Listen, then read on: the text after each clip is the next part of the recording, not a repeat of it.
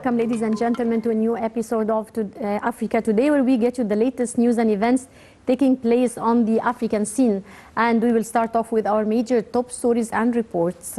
The World Health Organization has condemned the rush by wealthy countries to provide COVID-19 vaccine booster, while millions of people around the world have yet to receive a single dose. More details in the following report.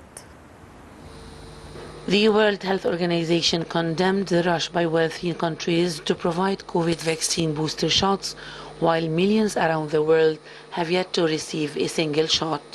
Speaking before U.S. authorities announced that all vaccinated Americans would soon be eligible to receive additional doses, and WHO experts insisted that was not enough scientific evidence that boosters were needed, and said providing them while so many were still waiting to be immunized was immoral.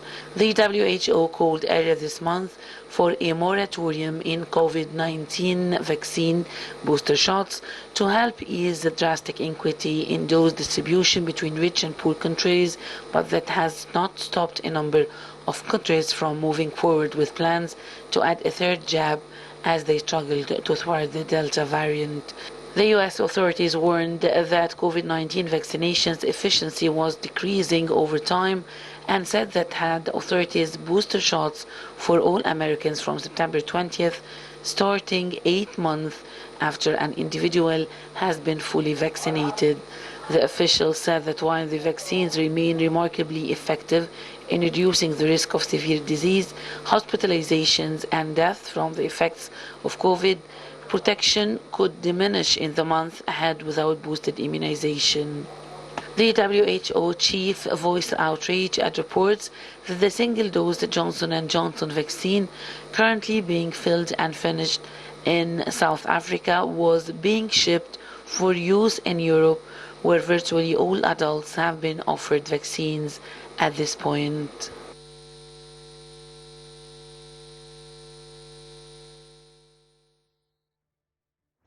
Welcome back, ladies and gentlemen, and we're joined over the phone by Dr. Hussein Khalid, former Higher Education Minister. Good afternoon, Mr. Doctor. Hi, good afternoon. How are you? How are you, sir? Well, Dr. Hussein, Egypt occupied the first position in Africa in the field of scientific publication in 2020. How do you see the efforts of Egypt in the field of scientific research?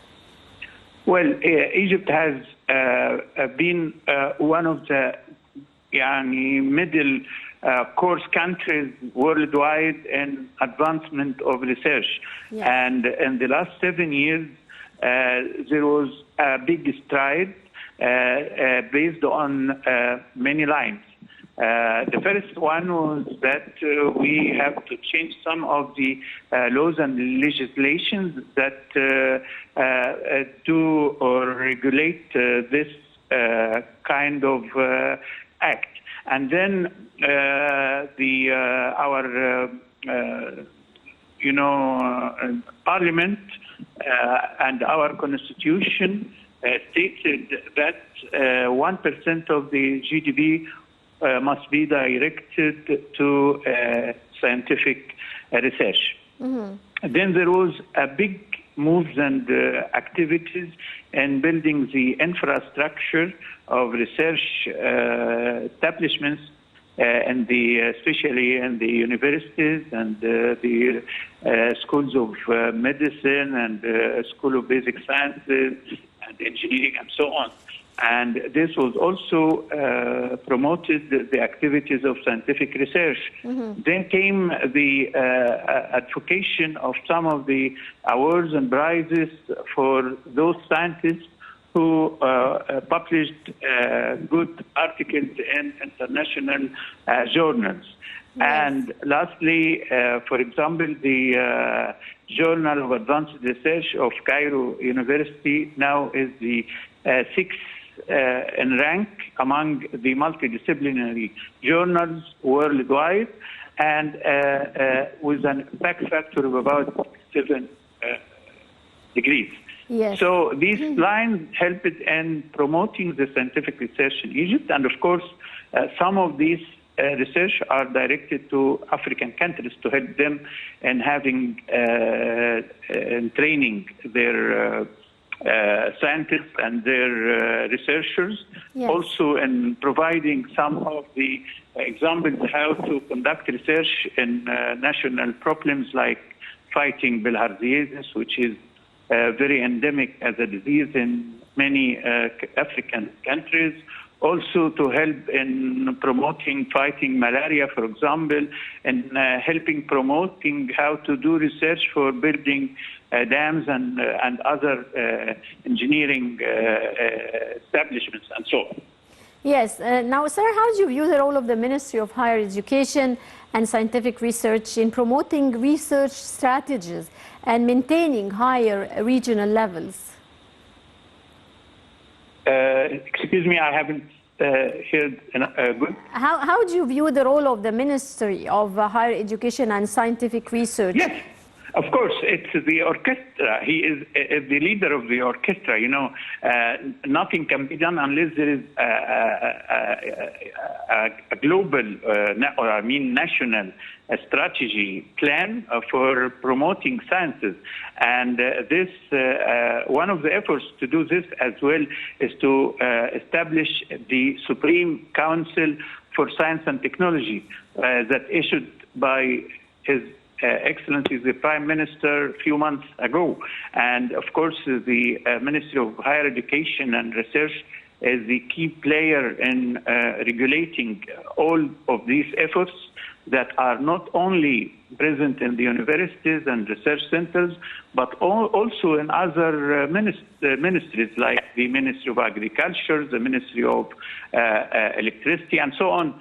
So being the key player, it orchestrates all of these activities on the national level, and also help in the international activities via promoting the fellowships for Egyptian scientists to go outside in well-developed countries to try to gain more knowledge and more grants for applying research in the country. This led Egypt to be number 30 among the world as a country in research activity.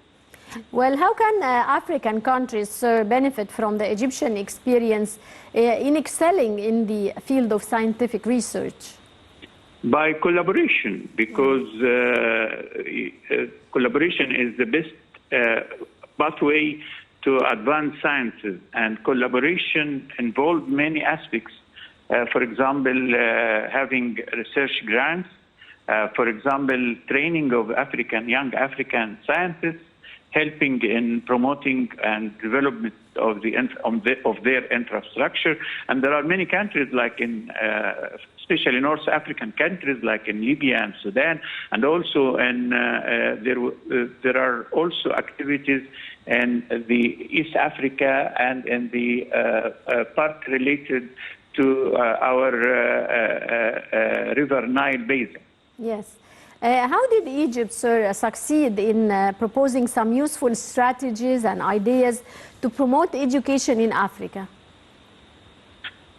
Well, by taking into account the national priorities for some of these countries and try to develop the strategic plan for these national priorities.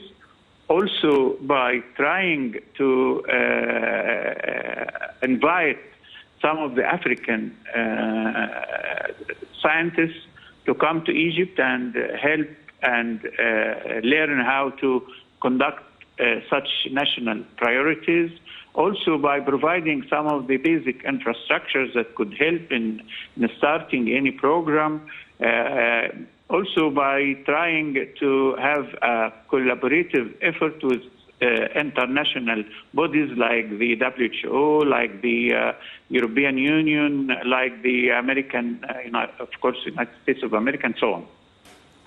Do you believe that the coronavirus pandemic has contributed to raising awareness towards the importance of education, especially scientific research?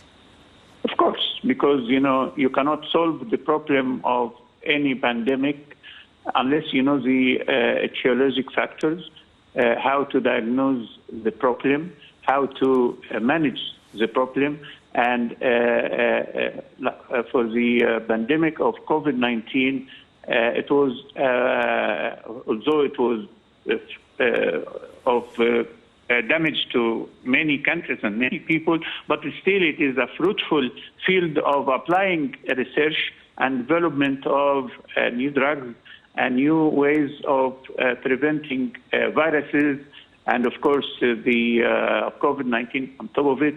And also, you know that Egypt has fighted the HCV, and it provided a good example how to help any country to fight and treat the human HCV virus, which involved the liver. And this was one of the success stories that happened in Egypt, fighting viruses like the HCV and COVID-19 virus. Sir, do you believe that the coronavirus pandemic has contributed to raising awareness towards the importance of the field of information technology in Africa? Of course, of course. This is of paramount importance because it's a dreadful virus. You cannot fight this unless you study and research and know how to diagnose and treat such viruses, especially in countries with limited resources, like most of the African countries. Mm-hmm. And Egypt is ready for to help in any country that wants to, any African country, I mean, that want to get some help and some information and some scientific research, some training, propagation of the vaccines that are now effective in fighting this pandemic and so on. Finally, sir, how do you see the future of scientific research in the African continent? Well, it's promising. You know, there are goodwill, there is a political will in most of these countries to know that research is important. And there are now many NGOs working in this field in many countries. And I think that the future is bright for Africa and for the African countries. Yes, well, I would like to thank you very much. Former Minister of Higher Education, Dr. Hussein Khalid, many thanks for your insights, sir.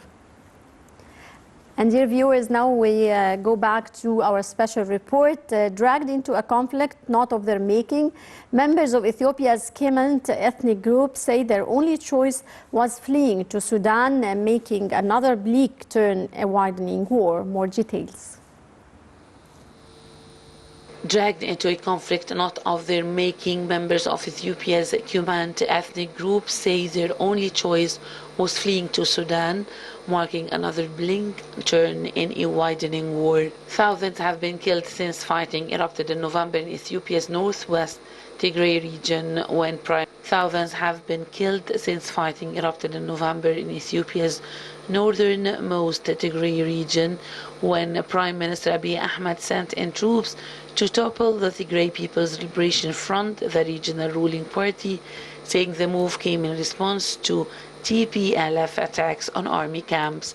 The violence has since sucked in other groups in bitter battles over land and has spread from Tigray into Ethiopia's neighboring Amhara region, homeland of both the Amhara people and the ethnic minority Kement. Relations between Khartoum and Addis Ababa have also soared over the Grand Ethiopian Renaissance Dam on the Blue Nile, while downstream Egypt and Sudan fear threatens the water they depend on. Sudan already hosts more than 60,000 refugees from Ethiopia, according to United Nations.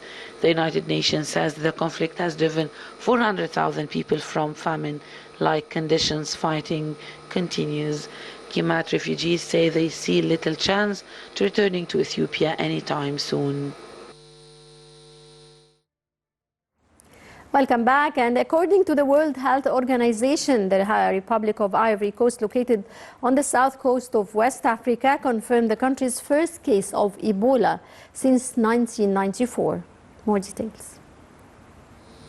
The World Health Organization said that 49 cases of people having been in contact with a young Guinean woman who tested positive for the Ebola virus in Abidjan have been identified so far.